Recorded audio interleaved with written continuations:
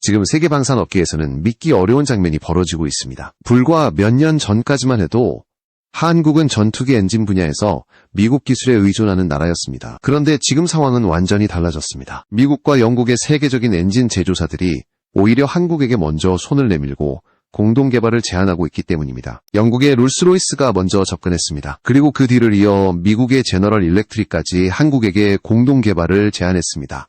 세계 최고의 전투기 엔진을 만드는 두 기업이 동시에 움직였다는 사실은 단순한 협력 제안이 아닙니다. 이것은 하나의 신호입니다. 지금 한국이 개발하고 있는 차세대 전투기 엔진이 그만큼 위협적인 수준에 도달했을 가능성이 있다는 신호입니다. 하지만 더 놀라운 것은 그 다음 장면이었습니다. 한국은 이 제안을 환영하지 않았습니다. 오히려 매우 냉정한 반응을 보였습니다. 과거 수십 년 동안 기술을 철저히 통제하고 핵심 기술 이전을 제안했던 나라들이 이제 와서 공동 개발을 제안한다는 것 자체가 아이러니하다는 반응이었습니다. 사실 한국이 이런 태도를 보이게 된 데에는 분명한 이유가 있습니다. 한국은 오랜 시간 동안 전투기 개발에서 기술 장벽에 부딪혀 왔습니다. KF-16 도입 당시 핵심 소프트웨어는 블랙박스 형태로 제공되었습니다. 한국 기술진은 내부 구조를 마음대로 확인할 수도 없었습니다. 고장이 나면 미국으로 보내 수리를 기다려야 했습니다. 그 경험은 한국에게 하나의 교훈을 남겼습니다. 아무리 돈을 많이 지불해도 핵심 기술을 갖지 못하면 진정한 자주국방은 불가능하다는 사실이었습니다. 그리고 바로 그 순간부터 한국은 완전히 다른 길을 선택했습니다. 훈련기 TU-10 개발을 시작으로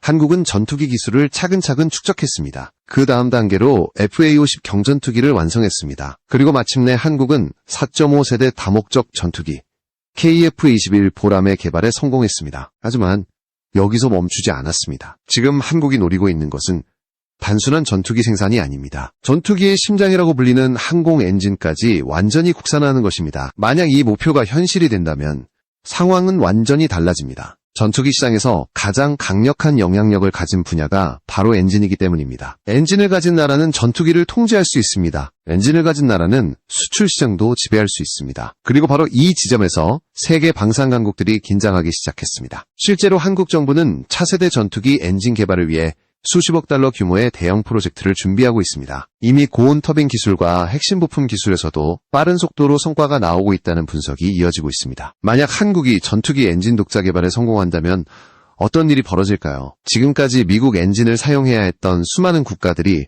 새로운 선택지를 갖게 됩니다. 특히 중동과 아시아 국가들은 미국의 수출 규제에서 벗어나기 위해 한국 전투기에 더욱 큰 관심을 보일 가능성이 높습니다. 바로 이 지점 때문에 세계 방산업계는 지금 한국을 주목하고 있습니다. 단순히 전투기 한 기종이 등장한 것이 아니라 전투기 산업의 구조 자체가 바뀔 수도 있는 상황이기 때문입니다.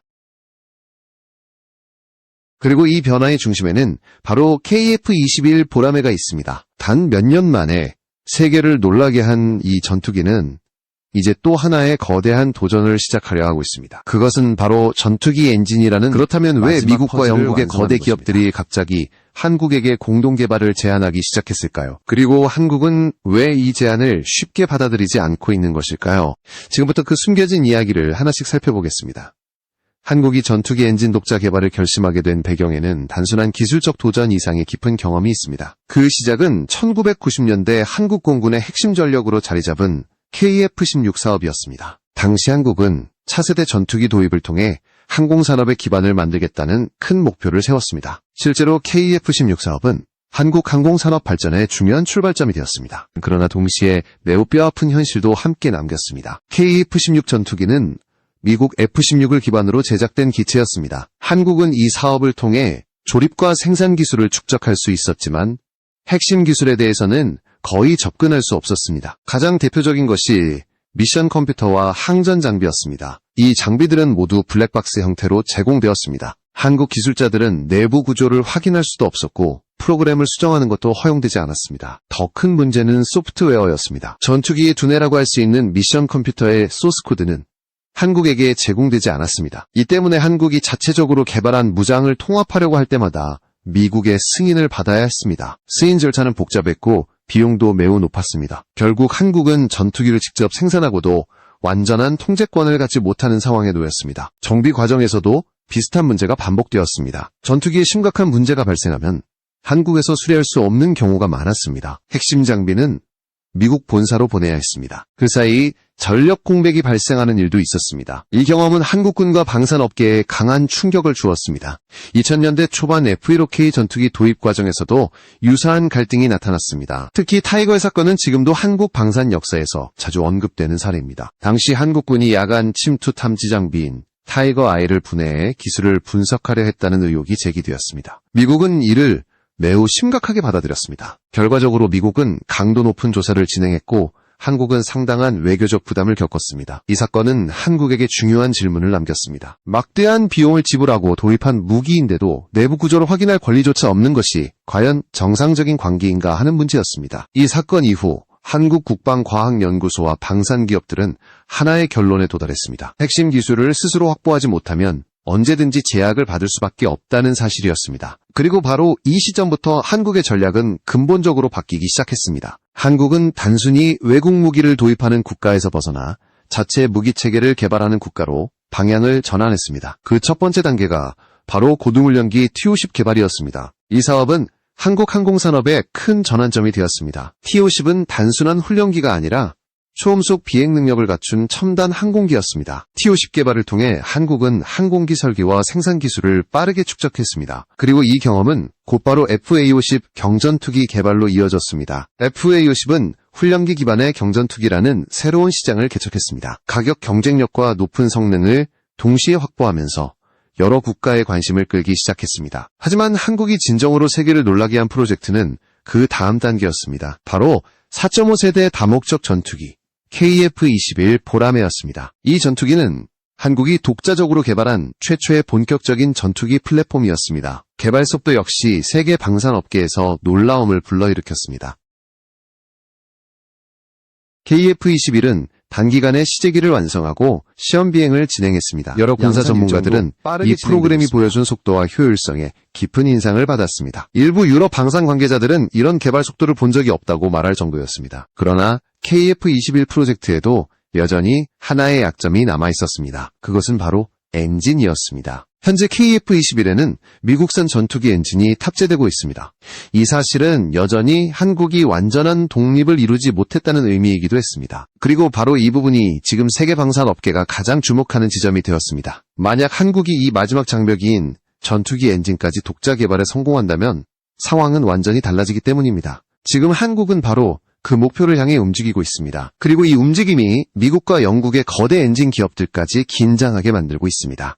한국이 전투기 엔진 독자 개발을 본격적으로 추진하게 된 결정적인 순간은 KF-21 프로그램이 안정적으로 진행되기 시작한 이후였습니다. 전투기 기체 개발에서 상당한 성과를 거두자 이제 남은 마지막 장벽이 무엇인지 분명해졌습니다. 바로 전투기의 심장이라고 불리는 항공 엔진이었습니다. 항공 엔진은 현대 항공산업에서 가장 복잡한 기술로 알려져 있습니다. 수천 개의 정밀 부품이 초고온과 초고압 환경에서 동시에 작동해야 합니다. 특히 전투기 엔진은 극한의 성능을 요구합니다. 높은 추력과 연료 효율, 그리고 높은 내열성이 동시에 필요합니다. 이 때문에 전 세계에서 전투기용 제트 엔진을 독자적으로 개발할 수 있는 국가는 극히 제한되어 있습니다. 현재까지 전투기 엔진 기술을 보유한 국가는 미국, 영국, 프랑스, 러시아, 그리고 중국 정도로 알려져 있습니다. 이 분야에 새롭게 진입하는 것은 매우 어려운 일입니다. 수십 년의 기술 축적과 막대한 투자, 그리고 수많은 실패가 필요하기 때문입니다. 그럼에도 불구하고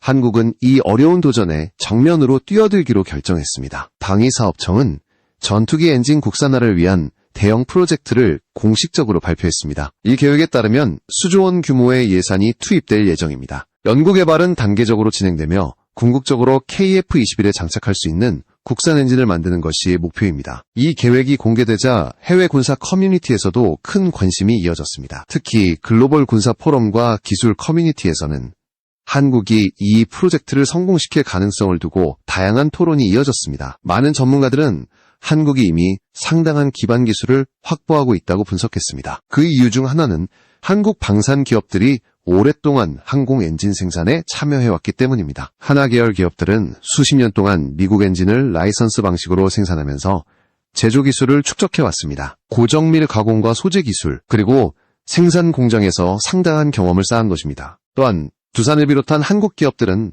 발전용 가스터빈 분야에서도 세계적인 기술력을 확보하고 있습니다. 발전용 터빈은 구조적으로 항공 엔진과 유사한 기술이 많이 사용됩니다. 고온 환경에서 안정적으로 작동해야 하기 때문입니다. 이런 경험은 항공 엔진 개발에서도 중요한 기반이 됩니다. 특히 최근 공개된 기술 중에서 많은 전문가들이 주목한 것은 초고온 터빈 기술이었습니다. 일부 연구에서는 터빈 입구 온도를 크게 높일 수 있는 소재와 냉각 기술이 개발되고 있다는 분석이 나왔습니다. 이 기술은 전투기 엔진 성능을 결정하는 핵심 요소 중 하나입니다. 터빈 온도가 높을수록 엔진의 효율과 출력이 크게 향상됩니다. 따라서 전투기 엔진 개발 경쟁에서는 항상 이 기술이 중요한 지표로 사용됩니다. 한국이 이 분야에서 빠르게 성과를 내고 있다는 소식은 해외 전문가들에게도 적지 않은 충격을 주었습니다.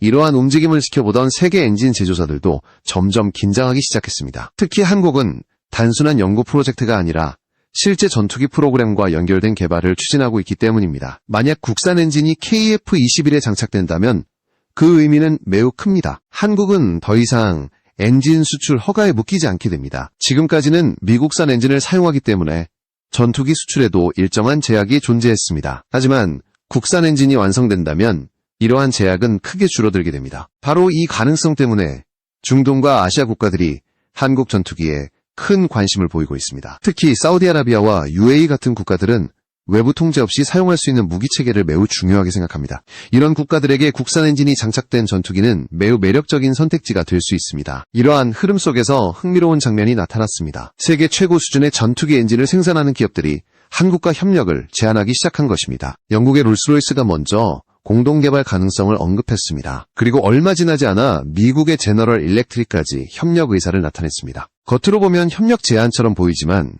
방산 전문가들은 이 움직임을 매우 의미 있는 신호로 해석하고 있습니다. 그것은 한국의 기술 발전 속도가 예상보다 훨씬 빠르다는 사실을 세계 기업들이 인식하기 시작했다는 증거일 수 있기 때문입니다. 하지만 한국의 반응은 예상보다 훨씬 신중했습니다. 과거의 경험이 있기 때문입니다. 기술 협력이라는 이름 아래 핵심 기술이 제한되는 상황을 한국은 이미 여러 번 경험했습니다. 그래서 지금 한국은 매우 조심스럽게 접근하고 있습니다. 지금 한국이 선택하려는 길은 단순한 협력이 아니라 진정한 기술 자립입니다. 그리고 바로 그 선택이 세계 방산 시장의 판도를 바꿀 수도 있다는 분석이 나오고 있습니다. 한국의 전투기 개발 속도가 세계 군사 전문가들을 놀라게 만든 이유는 단순한 기술 발전 때문만이 아닙니다. 그 속도를 더욱 극적으로 보이게 만든 비교 대상이 있었기 때문입니다. 바로 인도의 전투기 개발 프로그램이었습니다. 군사 분석가 루벤 존스는 최근 여러 인터뷰에서 한국과 인도의 항공산업을 비교하며 매우 흥미로운 평가를 내놓았습니다. 그의 분석에 따르면 객관적인 출발선만 놓고 본다면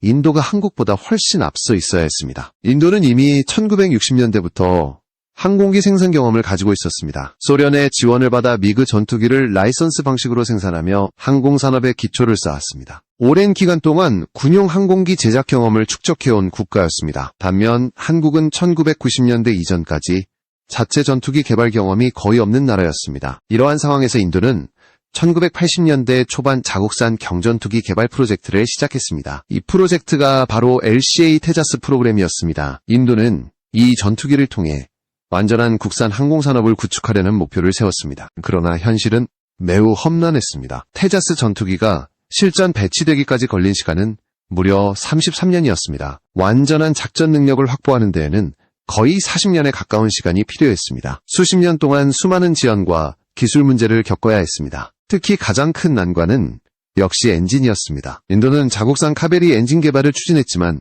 결국 성능 문제를 해결하지 못했습니다. 결국 테자스 전투기에는 미국산 엔진이 장착되었습니다. 레이더 역시 이스라엘 기술을 사용하게 되었습니다. 이 결과는 인도 항공산업에 큰 부담으로 남았습니다. 자국산 전투기라는 상징적 의미는 있었지만 핵심 기술의 상당 부분이 외국에 의존하게 되었기 때문입니다. 루벤 존스는 이를 두고 냉정한 평가를 내렸습니다. 겉으로는 국산 전투기처럼 보이지만 실제로는 여러 국가의 기술이 결합된 구조라는 것이었습니다. 바로 이 지점에서 한국의 사례가 더욱 극적으로 보입니다. 한국은 비교적 늦게 항공산업에 진입했지만 매우 공격적인 일정으로 기술을 축적해왔습니다. 한국은 먼저 T-50 초음속 훈련기를 개발했습니다. 이 프로젝트는 단순한 훈련기 개발이 아니라 항공기 설계와 생산 체계를 구축하는 중요한 단계였습니다. 이후 이 플랫폼을 기반으로 FA-50 경전투기가 개발되었습니다. FA-50은 단순한 시험 프로그램이 아니라 실제 수출 시장에서 성공을 거둔 항공기였습니다. 여러 국가들이 이 전투기를 도입하기 시작하면서 한국 항공산업은 빠르게 성장했습니다. 그리고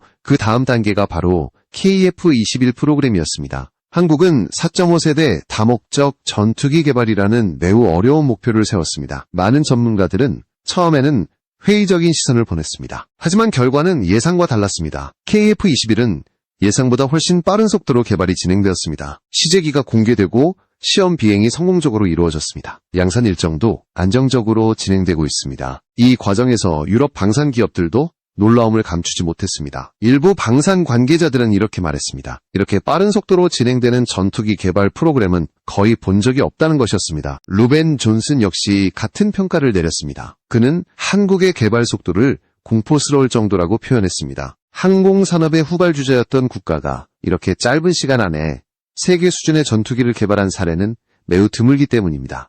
이러한 성과 뒤에는 한국 특유의 산업구조가 자리 잡고 있습니다. 정부와 기업, 연구기관이 긴밀하게 협력하는 방식입니다. 방산 기업들은 생산 능력을 빠르게 확장했고 연구기관들은 핵심 기술 개발에 집중했습니다. 또한 한국은 국제협력도 전략적으로 활용했습니다. 필요한 기술은 과감하게 도입하고 동시에 독자 기술 확보에도 지속적으로 투자했습니다. 이 균형 전략이 한국 항공산업의 성장을 빠르게 만든 중요한 요소였습니다. 지금 세계 방산시장에서 한국은 더 이상 단순한 무기 구매 국가가 아닙니다. 점점 더 많은 국가들이 한국을 신뢰할 수 있는 방산 파트너로 보기 시작했습니다. 실제로 최근 몇 년 동안 한국 무기 수출은 빠르게 증가했습니다. 특히 유럽과 중동 지역에서 한국 방산 제품에 대한 관심이 크게 높아졌습니다. 빠른 납기와 높은 성능, 그리고 합리적인 가격이 결합된 모델이 시장에서 강력한 경쟁력을 보여주고 있기 때문입니다. 이러한 흐름 속에서 한국 항공산업의 다음 목표는 더욱 분명해졌습니다. 바로 전투기 엔진까지 완전히 독자 개발하는 것입니다. 만약 이 목표가 현실이 된다면 한국 항공산업은 또 한 번의 도약을 맞이하게 될 것입니다. 그리고 그 순간 세계 방산 시장의 균형 역시 크게 흔들릴 가능성이 있습니다. 하지만 한국 전투기 산업이 빠르게 성장하는 과정에서 여전히 하나의 현실적인 장벽이 존재했습니다. 그것은 바로 무장체계 통합 문제였습니다. 특히 공대공 미사일 통합 문제는 한국 전투기의 수출 경쟁력과 직결되는 매우 중요한 요소였습니다. 대표적인 사례가 바로 FA-50 경전투기였습니다. FA-50은 가격 대비 뛰어난 성능을 갖춘 전투기로 평가받으며 여러 국가에서 관심을 받고 있었습니다. 실제로 필리핀, 태국, 인도네시아 등 여러 국가들이 이미 FA-50을 도입해 운용하고 있습니다. 그러나 이 전투기에는 한 가지 제한이 있었습니다. 그것은 중거리 공대공 미사일인 AIM-120, AMRAAM을 장착할 수 없다는 점이었습니다. 이 미사일은 현대 공중전에서 가장 중요한 무장 중 하나입니다. 최대 수백 킬로미터에 가까운 거리에서 적 항공기를 요격할 수 있는 능력을 갖추고 있습니다. 하지만 이 미사일을 항공기에 통합하기 위해서는 미국 정부의 승인 절차가 필요합니다. 미국은 자국 전투기 플랫폼에 대해서는 비교적 쉽게 통합을 허용하지만 다른 국가의 전투기에는 매우 신중한 태도를 보입니다. 특히 경쟁 가능성이 있는 기종에는 더욱 엄격한 기준을 적용합니다. 이 때문에 FA-50을 도입한 국가들은 제한된 공대공 전투 능력을 사용할 수밖에 없었습니다. 필리핀과 태국, 인도네시아 공군은 장거리 공대공 교전 능력이 부족한 상태로 FA-50을 운용해야 했습니다. 이러한 제한은 전투기의 잠재력을 충분히 활용하지 못하게 만드는 요인이 되었습니다. 하지만 한국은 이 문제를 해결하기 위해 새로운 전략을 준비하고 있었습니다. 바로 유럽산 미사일을 통합하는 방안이었습니다. 특히 MBDA가 개발한 미티어 미사일은 현재 세계에서 가장 강력한 중거리 공대공 미사일 중 하나로 평가받고 있습니다. 미티어는 고체 로켓이 아닌 램제트 추진 방식을 사용합니다. 이 덕분에 장거리에서도 높은 에너지를 유지하며 목표를 추적할 수 있습니다. 이 미사일은 이미 여러 유럽 전투기에 장착되어 실전 능력을 입증했습니다. 한국은 KF-21 보람의 프로그램을 통해 이미 미티어 미사일 통합 시험을 진행했습니다. 실사격 시험에서도 성공적인 결과가 보고되었습니다. 이 경험은 한국에게 중요한 기술적 기반을 제공했습니다. 이제 한국은 이 기술을 FA-50에도 적용하려는 계획을 검토하고 있습니다. 만약 FA-50에 미티어 미사일이 장착된다면 상황은 완전히 달라질 수 있습니다. 기존에 제한되었던 공대공 전투 능력이 크게 향상되기 때문입니다. 또한 유럽 시장에서도 경쟁력이 높아질 가능성이 있습니다. 유럽 국가들은 미국산 무기 체계에 대한 의존도를 줄이려는 움직임을 보이고 있습니다. 이런 상황에서 유럽산 미사일을 사용하는 전투기는 더 매력적인 선택지가 될 수 있습니다. 여기에 또 하나의 흥미로운 무기가 함께 거론되고 있습니다. 바로 프랑스가 개발한 MICA 미사일입니다. 이 미사일은 공대공 전투뿐만 아니라 다양한 임무에 활용할 수 있는 다목적 무장입니다. 이미 여러 국가의 전투기에서 사용되고 있습니다. 한국이 미티오로와 MICA 같은 유럽 미사일을 동시에 통합할 경우 FA-50은 완전히 새로운 전투기로 변할 수 있습니다. 기존에는 경전투기로 분류되던 기체가 중거리 공중전 능력을 갖춘 플랫폼으로 진화하게 되는 것입니다. 이 변화는 단순한 무장 업그레이드 이상의 의미를 가질 수 있습니다. 그것은 한국 방산이 특정 국가의 기술에 종속되지 않는 구조로 전환되고 있다는 신호이기 때문입니다. 특히 중동과 동남아시아 국가들은 이런 변화에 큰 관심을 보이고 있습니다. 이 지역 국가들은 외부 정치적 제약 없이 사용할 수 있는 무기 체계를 선호합니다. 한국 전투기가 이러한 요구를 충족시킬 수 있다면 수출 시장은 더욱 확대될 가능성이 있습니다. 그리고 바로 이 시점에서 한국은 또 하나의 새로운 개념을 공개했습니다. 그것은 기존 전투기의 성능을 단순히 업그레이드하는 수준을 넘어 미래 공중전 개념 자체를 바꾸려는 시도였습니다. 지금 한국이 공개한 새로운 공중전 개념은 단순한 전투기 업그레이드가 아니었습니다. 그것은 전투기와 무인기를 하나의 전투체계로 묶는 새로운 전쟁 방식이었습니다. 이 개념은 최근 사우디아라비아 리야드에서 열린 세계 방산 전시회에서 공개되었습니다. 한국 항공우주 산업은 전 시장에서 매우 흥미로운 구성을 선보였습니다. 공중에 완전 무장 상태의 FA-50 전투기가 배치되어 있었고 그 아래에는 여러 대의 무인기가 편대 형태로 배열되어 있었습니다. 이 장면은 단순한 모형 전시가 아니었습니다. 미래 공중전의 모습을 시각적으로 보여주는 장면이었습니다. 이 개념은 유무인 협동 전투 체계라고 불립니다. 유인 전투기가 지휘와 통제 역할을 맡고 무인기가 다양한 임무를 수행하는 방식입니다. 무인기는 정찰 임무를 수행할 수 있고 전자전 장비를 탑재해 적의 레이더를 교란할 수도 있습니다. 필요하다면 타격 임무까지 수행할 수 있습니다. 이러한 방식은 사실 차세대 전투기 개념에서 매우 중요한 요소로 여겨지고 있습니다. 미국과 유럽에서도 6세대 전투기 프로그램의 핵심 요소 중 하나로 유무인 협동 작전을 연구하고 있습니다. 그런데 한국은 이 개념을 이미 기존 전투기 플랫폼에 적용하려 하고 있습니다. FA-50은 원래 스텔스 전투기가 아닙니다. 하지만 한국은 다른 방식으로 문제를 해결하려 하고 있습니다. 스텔스 무인기를 전방에 투입하고 유인 전투기는 후방에서 지휘와 무장 통제를 담당하는 방식입니다. 이렇게 하면 전투기 자체가 완전한 스텔스 성능을 갖추지 않아도 전투 효율을 크게 높일 수 있습니다. 또한 한국은 KF-21 프로그램에서 확보한 여러 기술을 FA-50에 적용할 가능성도 검토하고 있습니다. 예를 들어 레이더 흡수도료를 적용하면 레이더 반사 면적을 줄일 수 있습니다. 또 KF-21에 사용되는 레이더 기술을 축소해 적용하면 탐지 능력도 크게 향상될 수 있습니다. 전자전 장비 역시 중요한 요소입니다. 강력한 전자전 시스템은 적의 레이더와 미사일 유도 체계를 교란할 수 있습니다. 이런 장비가 장착되면 전투기의 생존성은 크게 높아집니다. 결국 한국이 제시한 방향은 매우 명확합니다. 완전히 새로운 전투기를 만드는 것만이 미래 전력의 해답이 아니라는 것입니다. 기존 플랫폼의 새로운 기술을 결합해 전혀 다른 전투체계를 만들 수 있다는 것입니다. 이 전략은 특히 중동 국가들에게 매우 매력적으로 보이고 있습니다. 중동 국가들은 고성능 전투기와 무인 전력을 동시에 확보하려는 전략을 추진하고 있습니다. 한국이 제시한 유무인 협동 전투체계는 바로 이러한 요구에 맞는 모델이 될 수 있습니다. 실제로 사우디아라비아와 아랍에미리트는 한국 방산기업과의 협력을 적극적으로 검토하고 있는 것으로 알려졌습니다.